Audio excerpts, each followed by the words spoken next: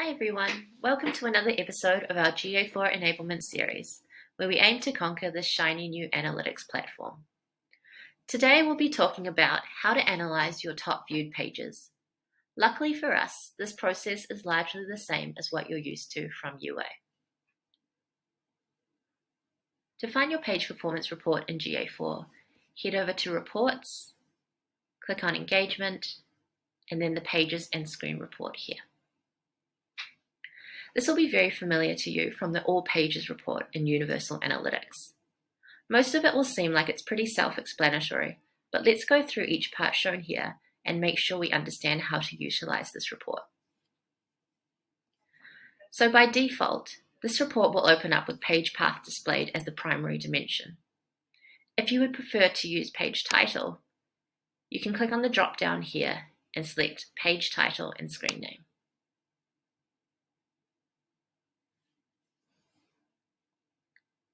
From here, let's move on to the metrics. Views is the same thing as page views in UA. It's the number of times a page was viewed. Note that if a user views the same page multiple times, this will be counted. It's a total page view count. Users is the number of individual users who viewed this page at least once. In Universal Analytics, we had unique page views, which was the number of sessions that page was viewed within. Unique page views does not exist in GA4, so this user's metric in the pages report performs a similar function, even though the definitions are not exactly the same. Views per user is simply views divided by users, and average engagement time. So this is how long the user was engaged on the page. It's a similar metric to average time on page in Universal Analytics. However, the way in which this is calculated is very different.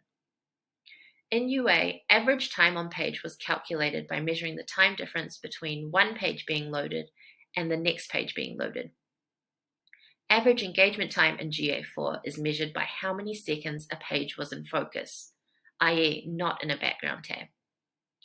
This does mean that you will see much lower average engagement time versus average time on page. That's to be expected since GA4 now has a much more accurate way of measuring this. Here's a summary slide of those metrics so that it's clear what their UA counterparts are. Note my asterisks here that these are not exactly the same definition for both unique page views and for average time on page. Heading back to our report, event count is the number of events that occurred on a page. Again, you can filter down to specific events. So if I wanted to see which page users were adding to cart from, I could select it from here and my report will update. Similarly, conversions and revenue show the page on which your conversions took place. If you only have purchases marked as conversions, this won't be very useful, as you'll only see your conversions attributed to your order confirmation or thank you page. Let's move on to our use case. Your business wants to know which PLP is the most popular with users. This is a bit of an interesting one, because there's several ways you could interpret popular with users. Let's go through a couple using the pages report.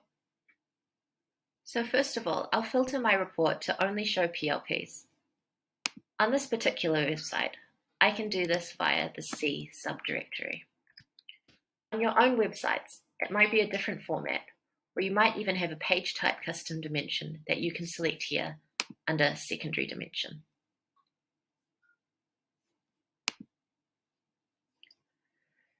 So clicking to the table to sort by views, and you can see that by this arrow here, could say that the new arrivals in women's clothing is the most popular page, is the most popular PLP page. If I click to sort by users, I get the same result. New arrivals in women's clothing has the most unique users. However, if we move to average engagement time and sort the table by this metric, we can see that new arrivals is no longer even part of the top 10.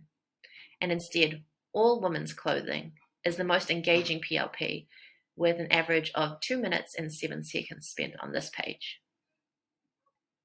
Going through to event count, you might consider a popular PLP, one that drives a lot of wish list ads. So if we filter by the add to wish list event here, and then click sort, we can see that women's clothing is actually the top spot here. Now you might have noticed that there's a metric missing from UA's All Pages report that is missing from GA4's Pages report, and that's bounce rate. So I'm going to customize this report to add in bounce rate and engagement rate, remembering that they are inverse ratios of one another. Now that I've added these in, when I sort by engagement rate, you can see that we actually have a new contender. Women's linen skirts is actually the PLP with the highest engagement rate and lowest bounce rate of all our PLPs over this time period. So while we don't have a definitive answer for the business, I hope that demonstrates to you how you can use the different metrics to understand what your top pages might be, depending on your specific use case. Here are our key takeouts for today. GA4's Pages and Screens report is very similar to UA's All Pages report. Unique page views is no longer available, but users serves a similar purpose. Average engagement time is how long the page was in focus on the user's browser. You can customize the report to add an engagement rate and bounce rate.